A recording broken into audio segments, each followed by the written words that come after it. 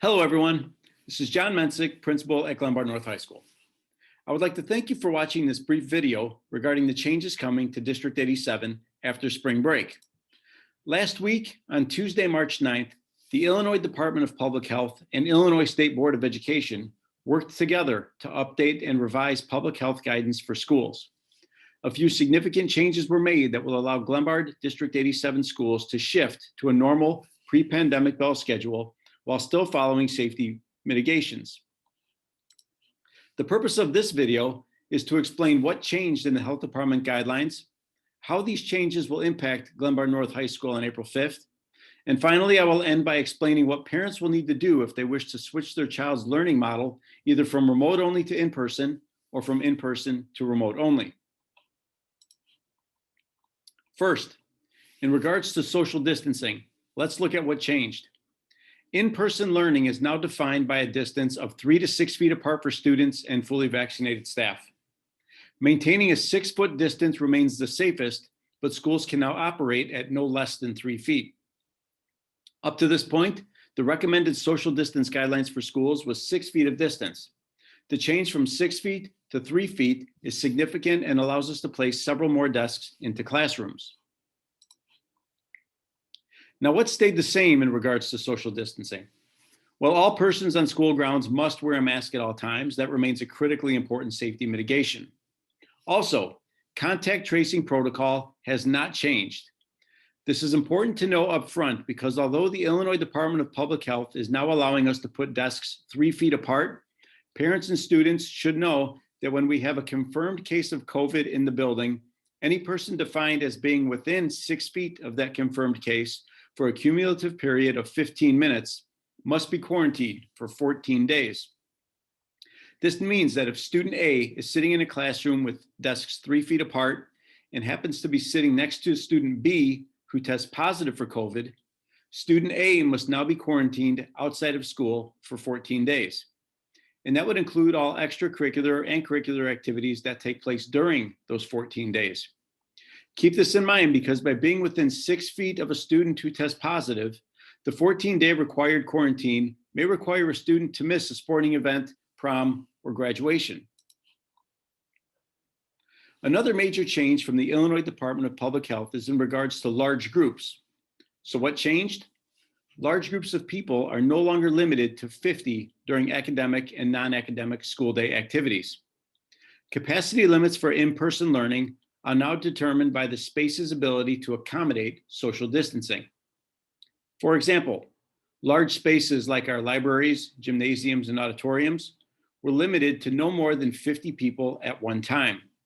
Now, we could put as many people as are allowed to fall within the guidelines. What stayed the same in regards to large groups? Guidelines for outdoor activities, such as graduation ceremonies, have not changed. However, these events are being planned and will follow whatever the guideline is at the time of the event. It is important to highlight that the following safety mitigations will remain in place: daily self-certification, daily temperature screenings, weekly saliva screenings, daily mask wearing, social distancing, contact tracing protocols, cleaning protocols, and frequent hand washing. Now, what impact will this have on Glenbard North High School on April 5th? First, for our in-person learning, all in-person instruction will follow our normal pre-pandemic 8-period bell schedule. Students will be in school from 7:30 a.m. to 2:30 p.m. There will no longer be an in-person hybrid A, B, or C schedule.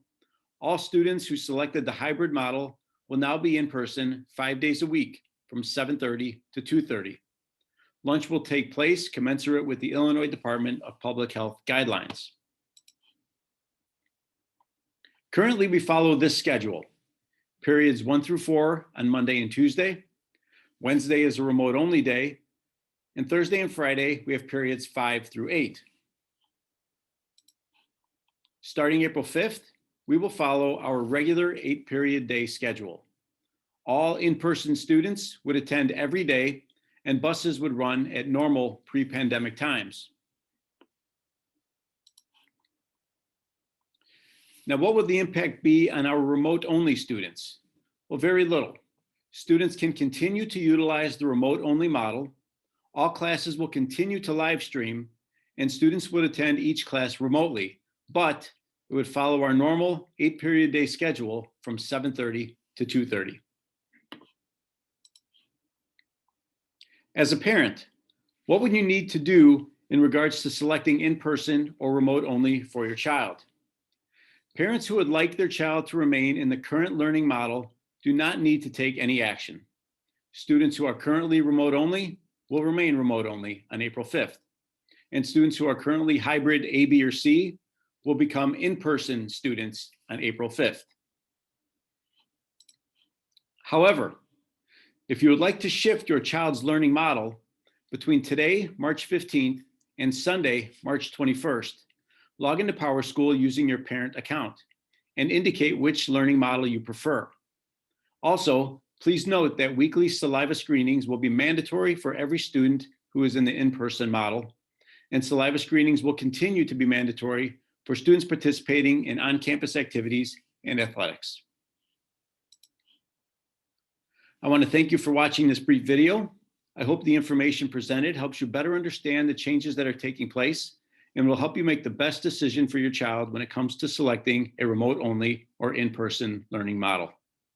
If you have any questions, please contact Glenbard North High School at 653-7000 or email me directly at john_mensick@glenbard.org. Have a great day.